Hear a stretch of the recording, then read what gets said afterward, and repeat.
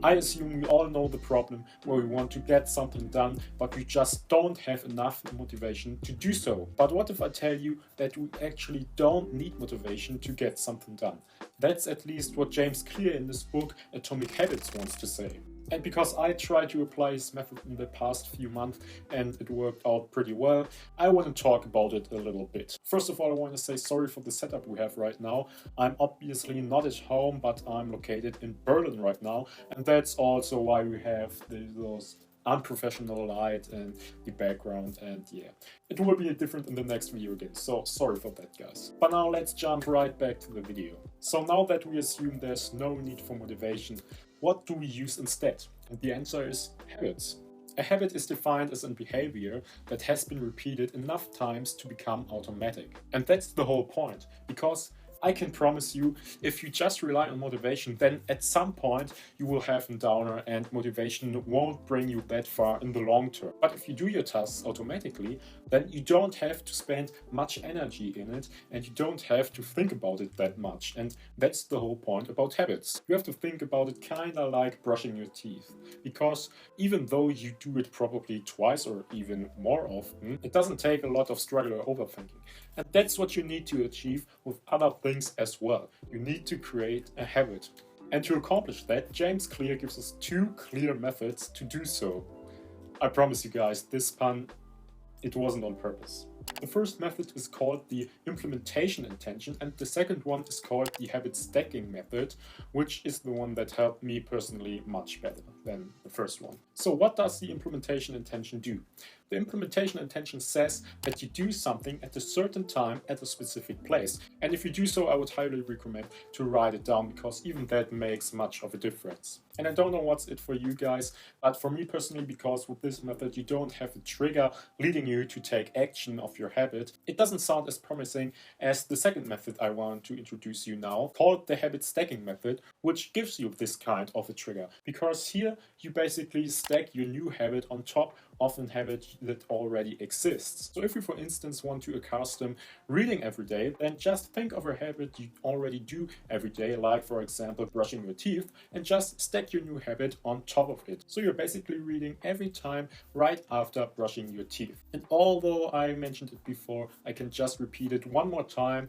This is the method that helped me much more than the first one, where you just write down what you want to do every day, because then you actually have this trigger, which in this case would be to brush your teeth. For me personally, I'm obviously not a native English speaker, so I need to work on my English skills every day. So what I use the habit stacking method for is to learn my vocabularies every time right after I went to the gym. And it really takes no effort to do so. And it's really becoming interesting, because every time I, for whatever reason, skip the gym, I say myself to learn my vocabularies, although I don't go to the gym. But guess what? Almost every time I did this, I failed to do so. So my friends, that's the power of habits. But of course it's easier said than done to maintain a habit. There are a few things we need to pay attention to. First things first, we need to loosen up. So guys, don't overwhelm yourself. Let's take sport as an example. If you didn't exercise all the time before, then it's very unlikely you will go to the gym, let's say 2 hours a day, just all out of the sudden. Instead, James Clear proposes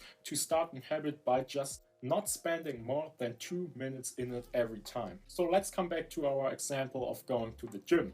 If you want to go to the gym more regularly, then you should start by just putting on your sportswear, because that shouldn't take more than 2 minutes. And the idea behind this is, of course, that you don't have to force yourself, go to the gym, for example, for 2 hours, but just for 2 minutes. And that's definitely something you can accomplish, because James argues that you can't enhance a habit that has yet to be created. And in addition, it's of course way more likely you will actually go to the gym after putting your sportswear on. But you have to keep in mind that you don't have to force you going beyond those 2 minutes at the beginning, because the purpose of this is that you don't overwhelm yourself by just starting over. So don't force yourself to do this. Make it your identity. What do I mean by that? Well, let's turn back to the example of the gym we used before. Instead of just saying to yourself to go to the gym more regularly, Give yourself the title of, let's say, an athlete. Because once you've got this title, you have to live up for it. And you do this by going to the gym more regularly. And in addition, you should start thinking like one. So just ask yourself, what would this kind of person do in this specific moment?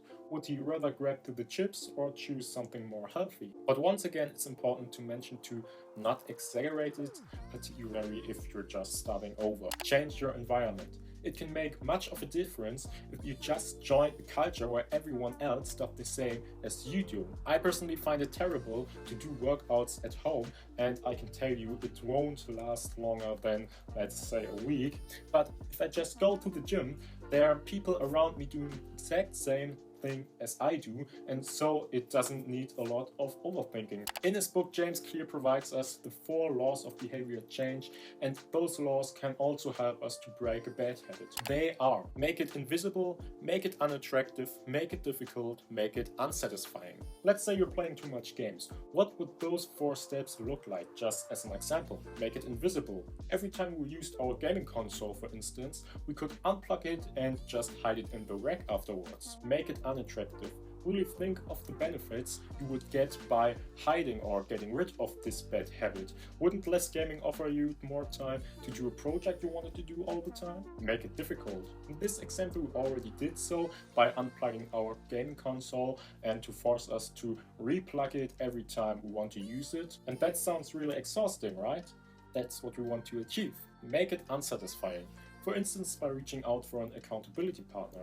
And if you want to make it very tough, you can offer him money for every time you will fail your habit. But for everything else, just use those 4 laws. And of course, if you reverse it, you can use it to establish good habits as well. It would kind of look like this: make it obvious, make it attractive, make it easy, and make it satisfying.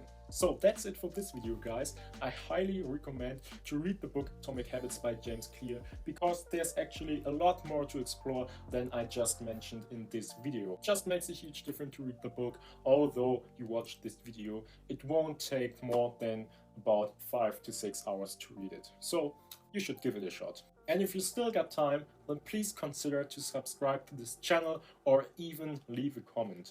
That would mean a lot for me. Thanks.